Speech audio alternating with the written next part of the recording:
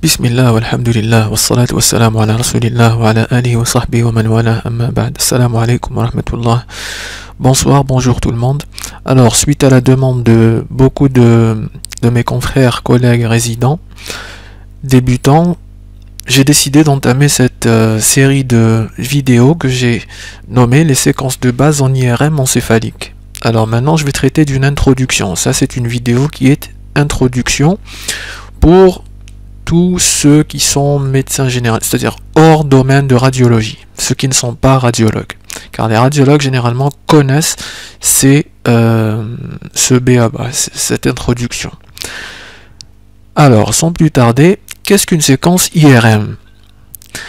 Alors, une séquence IRM est une série d'images obtenues à partir de réglages spécifiques de multiples paramètres physiques.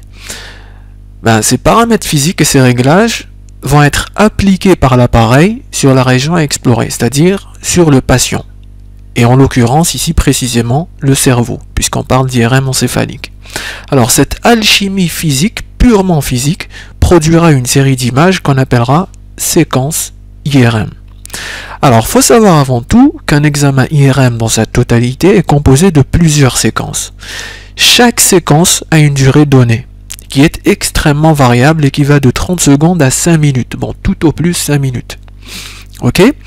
Donc, généralement, c'est en moyenne 3 minutes par séquence, 2 minutes 30, 3 minutes par séquence.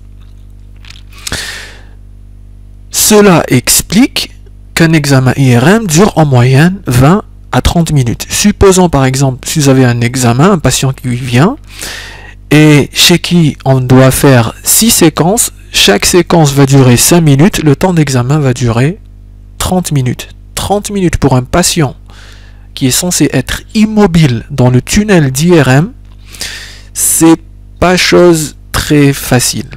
Croyez-moi, c'est pas évident. Donc, le but est de réduire au maximum le temps de l'examen.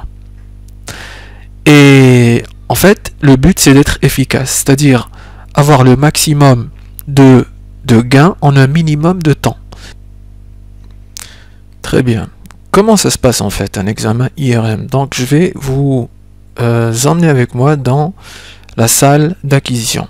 Cette salle est appelée salle d'acquisition.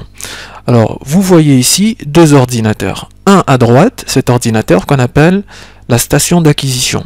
Et à son bord, on va retrouver le manipulateur de radiologie qui va manipuler l'IRM, qui est un professionnel de la santé paramédical. Et sur la gauche, vous avez ce qu'on appelle la station de travail ou la station d'interprétation. Et c'est sur cette station que le radiologue va interpréter les images qui vont lui parvenir de chez le manipulateur ou de la station d'acquisition. Alors, idéalement, ces deux stations sont situées dans la même pièce, dans la même salle. Pourquoi? Parce qu'en fait, le radiologue doit être présent, il doit suivre de près et en parallèle et simultanément les examens qui sont effectués. Ici, vous avez la fenêtre qui donne sur l'IRM, donc le patient est installé dans le tunnel d'IRM, l'examen est en cours, il se déroule et le médecin radiologue devra, en cas de besoin, demander des séquences complémentaires à son manipulateur. S'il suspecte une pathologie donnée, il devra lui dire de faire telle ou telle séquence et le manipulateur la fera. Donc, ça, c'est en gros comment se présente le milieu de travail au niveau de la salle d'acquisition. Maintenant, je vais plus parler de la station d'acquisition car c'est ça qui nous intéresse pour comprendre les séquences, comment elles sont faites. Alors dans la station d'acquisition, vous avez ici l'écran qui est l'ordinateur de bord qui va être manipulé par le manipulateur, un clavier, une souris. Ici vous avez un écran qui va vous diffuser ce que la caméra qui est à l'intérieur de la salle d'IRM va vous filmer. Ici, vous avez le tunnel de l'IRM, le tunnel d'IRM, et vous avez la caméra qui va filmer ce qui se passe dans le tunnel pour pouvoir surveiller votre patient, le contrôler, le rassurer, le voir s'il n'y a pas de problème, s'il n'est pas agité, etc. Ici, vous avez une commande qui va vous permettre d'interagir avec le patient, c'est-à-dire de lui parler et de l'écouter. Si, par exemple, vous pouvez le rassurer, vous lui dites par exemple qu'il vous reste que 10 minutes avant la fin de l'examen, vous pouvez lui dire qu'il bouge trop, que les images sont floues, donc on devra refaire les séquences. Vous pourrez lui dire par exemple qu'on va vous injecter un produit de contraste maintenant, donc ne vous inquiétez pas, vous pouvez le rassurer, etc. Donc ça c'est la station d'acquisition. Nous, ce qui nous intéresse, c'est ce qui se passe sur cet écran. Et sur cet écran, qu'est-ce qu'on a? On a tout ça. Ici, vous avez les 3 tableaux qui vont vous afficher les différentes images pour pouvoir les centrer, etc. et les analyser. Ici, vous avez la liste des séquences que vous allez lancer lors de l'examen. Alors, c'est une liste de séquences qui est bien sûr protocolisée, c'est-à-dire que pour chaque étiologie donnée, on va utiliser des séquences, une liste de séquences données. Par exemple, un patient qui vient pour épilepsie, on ne va pas lui faire les mêmes séquences qu'un patient qui vient pour une démence ou un AVC, par exemple, ou une tumeur. Donc, c'est une liste de séquences qu'on va utiliser pour une étiologie ou un motif d'examen bien particulière. Ici, j'ai pris au hasard une liste qui comprend différentes séquences variées et variables. Ici, sur la droite, vous avez les paramètres de réglage qui vous permettent de régler les différents paramètres d'une séquence donnée. Moi, je vais d'abord parler de ce qui se passe à ce niveau, c'est-à-dire au niveau des séquences. Ici, par exemple, vous avez la séquence T1 sagittale. Alors, la séquence T1 sagittale, qu'est-ce que je peux faire? Je vais commencer par cette séquence, c'est la première généralement qu'on commence à acquérir, pour pouvoir centrer dessus. Alors, sur cette séquence T1 sage, j'ai les différents réglages que je peux effectuer. Par exemple, j'ai le nombre de coupes qui est à 23, je peux l'élever, je peux le diminuer. J'ai ici l'épaisseur de coupe qui est à 5 mm sur cette séquence, je peux la diminuer, je peux l'augmenter, et vous avez le facteur distance qui est l'intervalle entre les coupes qui est réglé à 20%. 20% de 5 mm, c'est-à-dire qu'on a des coupes de 5 mm espacées de 1 mm. C'est-à-dire chaque coupe est espacée de l'autre de 1 mm. Vous avez également l'orientation. Ici, c'est une T1 sagittale, mais on peut changer et on peut faire cette T1 sur le plan coronal ou sur le plan axial, transversal. Donc c'est ici que ça se passe. Ici vous avez la direction de codage de phase pour bien sûr s'affranchir de quelques artefacts tels que l'artefact de repliement ou l'artefact de répétition, etc. Et en s'aidant bien sûr du suréchantillonnage de phase. Ici vous pouvez même régler le field of view, c'est-à-dire le champ d'acquisition qui sera variable en fonction de la région explorée, c'est-à-dire par exemple le fauve lorsqu'on fait une IRM cérébrale n'est pas le même que le fauve utilisé dans l'IRM hypophysaire. Dans l'IRM hypophysaire, comme la région explorée est beaucoup plus petite, on va utiliser un fauve de 180 mm à peu près.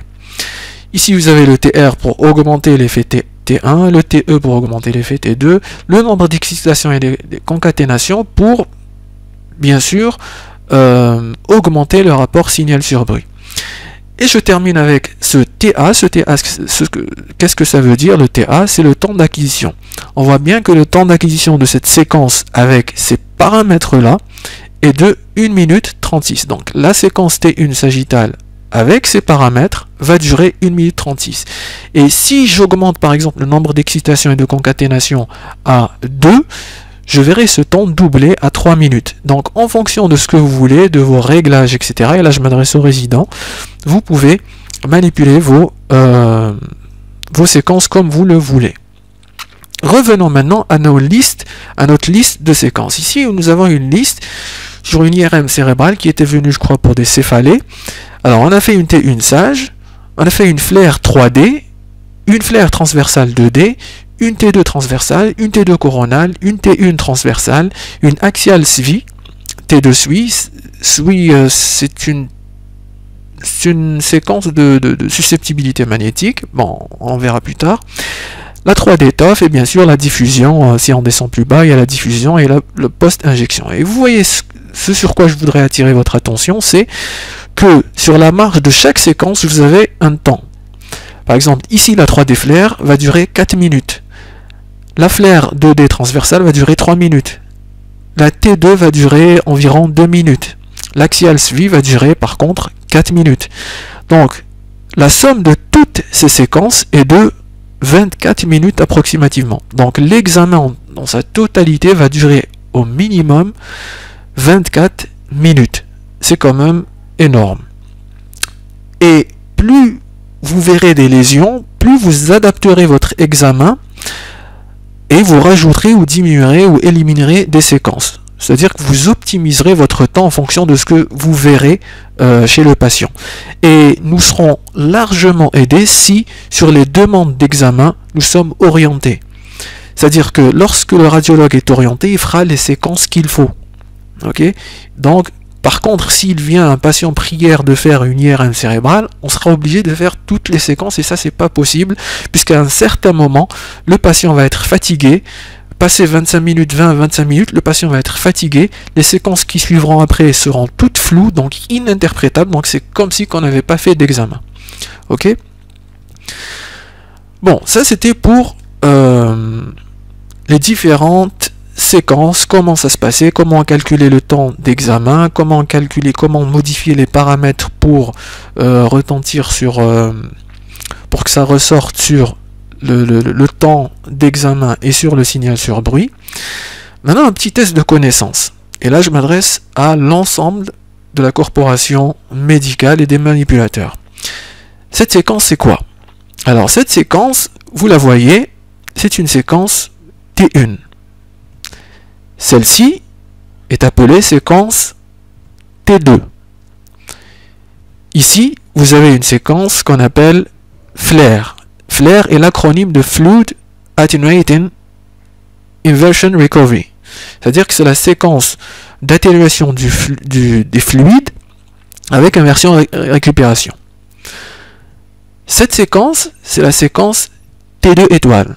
Alors, c'est pas une T2 normale, puisque c'est pas une spin echo, c'est une séquence T2 écho de gradient, c'est-à-dire qu'elle est sensible aux artefacts paramagnétiques, comme l'os, comme les métaux, etc. Et le sang, par exemple, contient du métal, c'est l'hémoglobine, ou les produits de dégradation de l'hémoglobine, tels que le fer, c'est un métal, donc ça provoque des perturbations du champ à ce niveau, donc ça va vous donner des artefacts, et cette séquence est très sensible à ça. C'est la T2 étoile. Cette séquence est appelée séquence diffusion, mais avec un B0. On verra ce que c'est que le B0 et le B1000. Ici, c'est une séquence de diffusion, mais à B élevé. Précisément, chez ce cas, on a fait une B1000. Cette séquence, qui n'est en fait pas une séquence, mais un traitement informatique qu'on appelle cartographie ADC. Coefficient de diffusion apparent. C'est le coefficient de diffusion apparent, et qui est obtenu à partir de différents calculs obtenus à partir de deux séquences diffusion à B différents. Cette séquence, c'est quoi? C'est une séquence T1 écho de gradient 3D après injection de produits de contraste gadolinés, puisqu'on voit ici le rehaussement d'une partie de la pachyméninge, des vaisseaux, etc., des plexus choroïdes.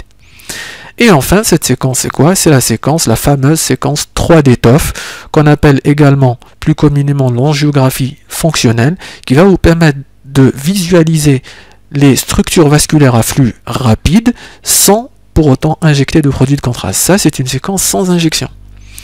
C'est les paramètres qui ont été réglés de sorte à ce que ça vous donne ça vous fasse apparaître les vaisseaux à flux rapide. Donc, au terme de ce petit test de connaissance, on va fixer nos objectifs. Alors, mes objectifs à moi, c'est de vous familiariser, le corps médical et paramédical, j'entends par paramédical les manipulateurs, aux séquences IRM en neuroimagerie, c'est-à-dire l'IRM encéphalique. Et j'entends par le corps médical, en premier lieu, les résidents, novices et débutants en radiologie. Ils sont les premiers intéressés. Et je dis ça parce que, bon, certains diront, bon, un radiologue, de toute façon, il verra ça tôt ou tard. Oui, mais mieux vaut le voir tôt plutôt que tard. Et toujours, je garde à l'esprit les pays d'Afrique subsaharienne, notamment les gens qui n'ont pas la chance de se frotter à l'IRM régulièrement et fréquemment. Donc ça peut leur poser problème, et je pense que ces vidéos leur seraient d'une aide très utile et très pratique.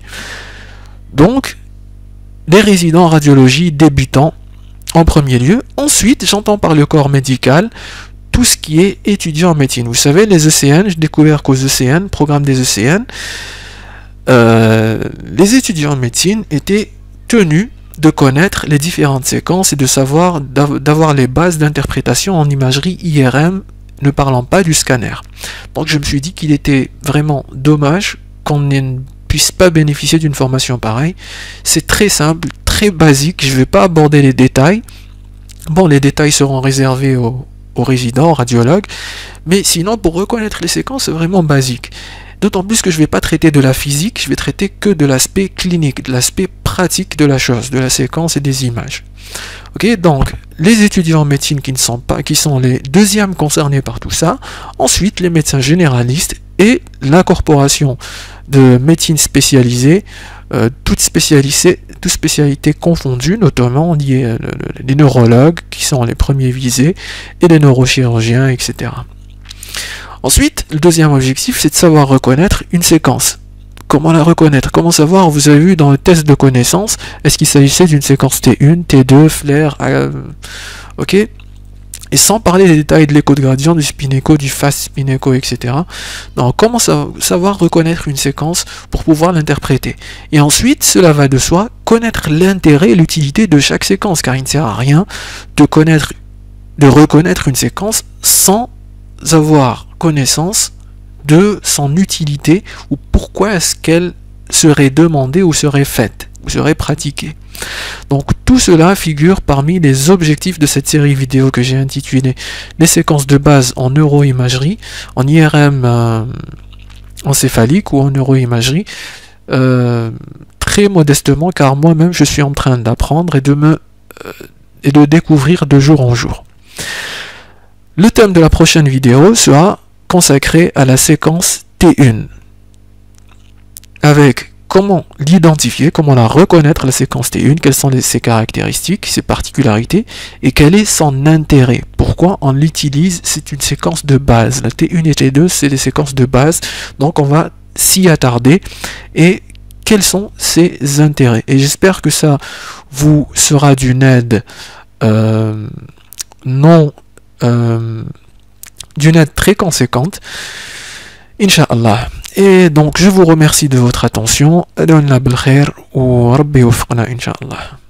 Salam.